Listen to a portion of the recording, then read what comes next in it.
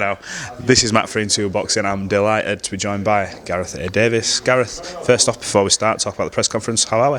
Very well, thank you, Matt. At the end of a long, hard Wednesday, 72 hours before the fight.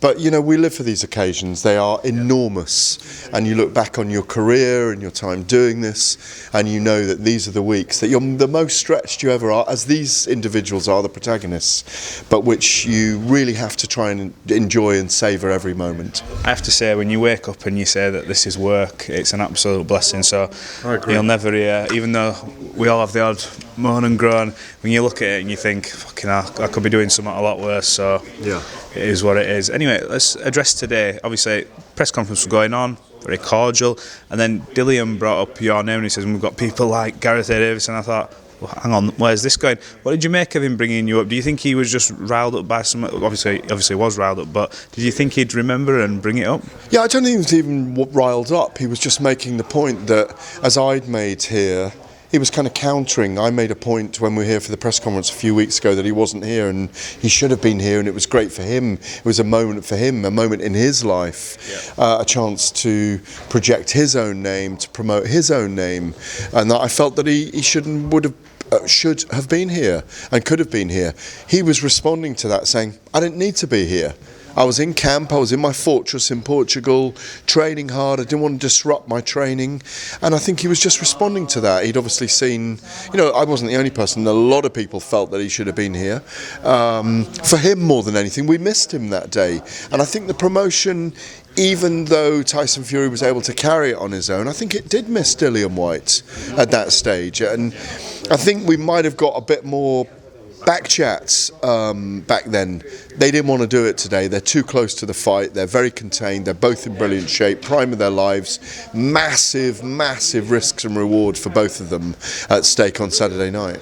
Are you surprised though? Because obviously we've heard what Fury's saying about him not turning up, and you know what he's like, Tyson. He's got the gift of the gab and he'll go off. And they get here today, and it's like it's almost so respectful. It's unnerving. She's like, is this happening? But then people forget they've had these spars. They've like you said, they have lived together in a camp and done all this stuff. Yeah. Was there any surprise there for you? Because I thought Dillian will come and he'll either say nothing at all or he'll go full pelt. Yeah, I mean, Dillian only said what he had to say.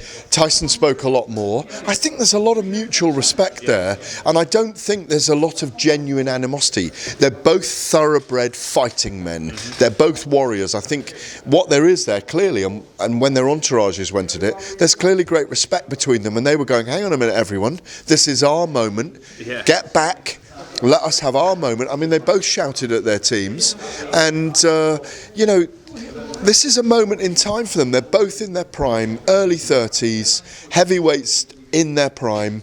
So much for Dillian Whyte to gain from this. It's a win-win for him, as Tyson Fury's told us. And Fury so much to lose because he's such a heavy favourite. People expect him to completely outbox Dillian Whyte. But it's heavyweight boxing. One punch can change everything or anything. And so in some ways maybe we have to expect the unexpected on Saturday night, and we got the unexpected today where they didn't go at it. So there you are, maybe it played to the theme. When you look at Dillian Whyte from the outside looking in, how pleasing is it to see him on this stage finally getting his chance at the WBC title? And obviously it's not just an arena fight, it's not this is a legacy. This is one that'll live throughout the ages, so even though he has waited a long time, it's good that it finally sort of lives up to what he's deserved, isn't it, for over the years. Dillian Whyte's changed his life from abject poverty to real survival mode, as he's explained, you know, growing up in Jamaica and coming here, becoming a father at 13, being involved in gangs and transforming his life. You know, this is a legacy-informing, life-changing moment for him. He's already transformed his life, but this is life-changing like you won't be able to believe if he gets victory on Saturday night. Even if he's brilliant in there and it's one of those terrific wars, they may fight again, we don't know. I know Tyson Fury's kind of insinuating and hinting that this is his the Gypsy King's last walk to the ring, and he said it over and over again. I think he'll be drawn back for another fight if the right fight's there. By the way, this is a moment that Dillian Whyte can project his life onto another level. This is Tyson Fury's fight to lose and win.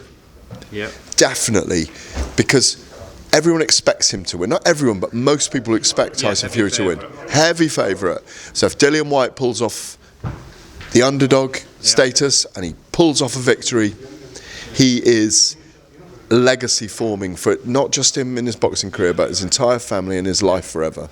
Just the final point for me, we talked about Tyson Fury and how he said he retires, but he's very keen on this phrase. He always says, all we have is moments in time. So I do think when he says that, that just might be how he feels on that particular day. And he'll wake up the next day and think, you know what, because fighting's in his blood, like he mentioned, if I could fight all day for 24 hours and just continuously get punched in the head and fight, he would.